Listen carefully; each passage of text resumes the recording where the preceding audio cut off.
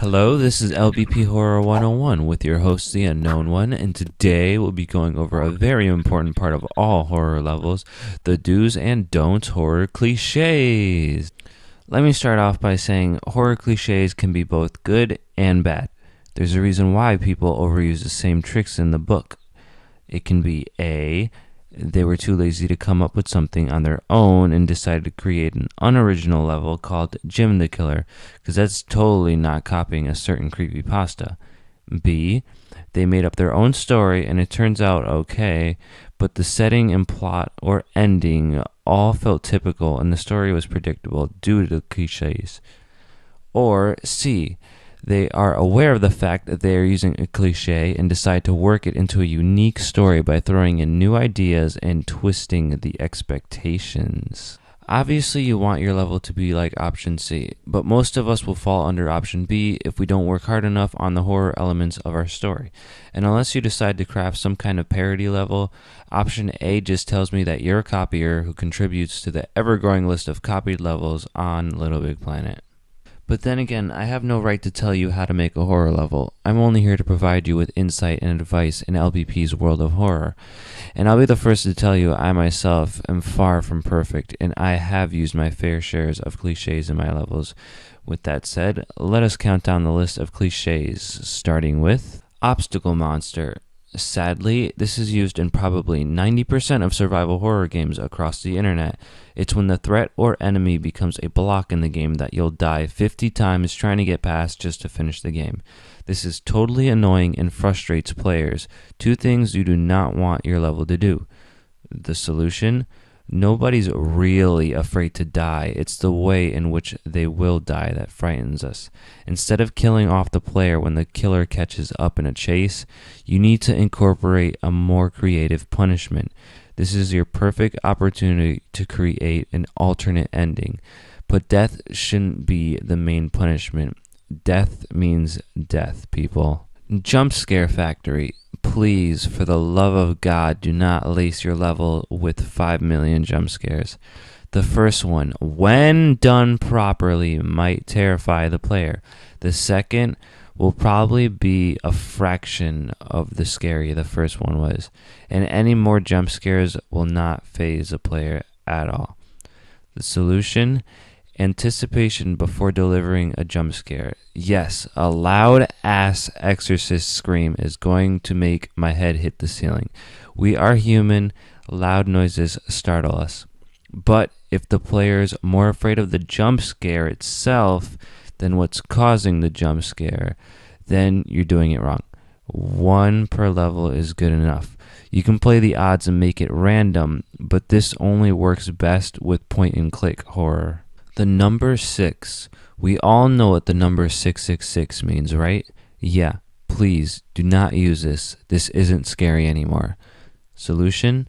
Unless you're actually making an Antichrist level, which I recommend you do not do for the sake of offending someone's religious beliefs, this just tells me you're slapping it on there for no reason at all. Oh, it looked good, like it'd be scary if 666 were added to the end of it. No. Same with pentagrams and .exe. If you don't know what they actually mean, why would you throw it into your level? Blood, blood, and more blood. The average human body contains a little over a gallon of blood in the body. That being said, I shouldn't see blood smeared all over the walls and ceilings within every single room I walk into when I play your level. Let's be logical, please. Solution? When you're going to use a lot of blood, you better make damn sure it's relevant to the story, because a lot of great horror levels and stories have never had to resort to containing blood or gore. Same goes with the bloody writing or symbols on the wall. The less blood you use, the scarier the level seems to be. And just a little side story, when I was probably like 7 or 8 years old, I would live off of the game The Legend of Zelda: Ocarina of Time. It was one of the greatest adventures of my childhood until I got to this one dungeon called the Bottom of the Well, which had blood and a cross with chains and creepy-ass music in the background. Mind you, that was only one out of the 3 places in the entire game that you would actually see blood, despite the fact it was rated E for everyone games. This, along with the zombie monster that moaned, screamed, it wrapped its arms and legs around you, and then started eating your head first. Oh, that traumatized me for life and will forever freak me out. Oh. But yeah, blood, dead body, makes sense. Pools of blood in random rooms, please stop. Moving on. Notes, they're everywhere. Day 5, journal entry, blah, blah, blah. Might as well document everything I do and stick the notes in the most obscure of places. Do you see where I'm getting at? Sticking a ton of notes everywhere for us to have to stop and read. Tsk Tsk Tsk. This happens in video games in general, and they tend to be in the form of, you found 1 out of 723 notes. I think 2 or 3 notes in the form of an Easter egg is okay, but unless it's some guy writing notes and leaving them everywhere, it's pretty unrealistic. But again, depending on the story, like say a sci-fi horror, computer logs describing how the monster slowly evolves will work. If it's not the typical, suddenly it develops a craving for human flesh. Come on. Solution? Slenderman. That is all. The door is locked. You know what that means. We need to go find the key. Happens all the time in the world of video games. I did it in my Lost Lighthouse level. Never again will I hide keys all over the level. It should be a horror level, not a scavenger hunt. And trust me, it's not that hard to break a door down. Solution? Here's a crazy thought. How about replace the keys with hidden switch of some sort that opens up secret passageways?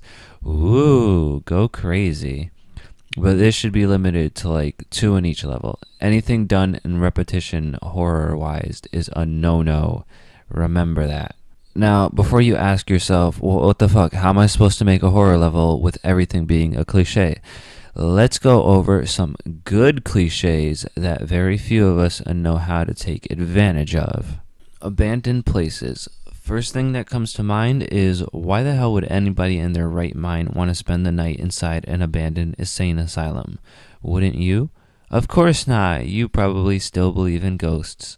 Or, oh no, that's trespassing. You can get in trouble. Not an LBP, you won't. Why it works?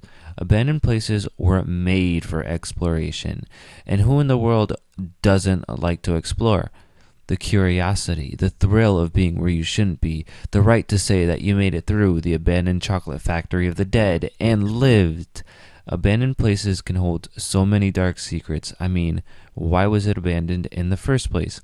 And more importantly, remote places, usually abandoned, are settings used to cut the player off from society and push them out of their comfort zone. Flickering lights. Like always, it's just faulty wiring. Or is it? Is this a sign, a symbol, a warning that a dark presence is nearby? And once the lights go out, you're left with just the light from your cell phone, which coincidentally doesn't have signal. You know you're screwed. Why it works? It's lighting. You need some sort of lighting in your level. And when the lights flicker, hundreds of different things can happen. The player expects nothing to happen. Oh, it's flickering lights. Happens all the time. And then, boom, you see the dark figure of a dead woman for a split second. Or you're in a completely different room filled with deformed people growing out of the walls. Wait, what? The music suddenly stops. Again, you know as soon as the music stops playing, you're done. Mr. Jack-in-the-Box is your god now. Why it works? Anticipation. You know something's going to happen. Should you turn back? Should you get ready to run? Should you pray as you slowly open the next door? Suspension skyrockets.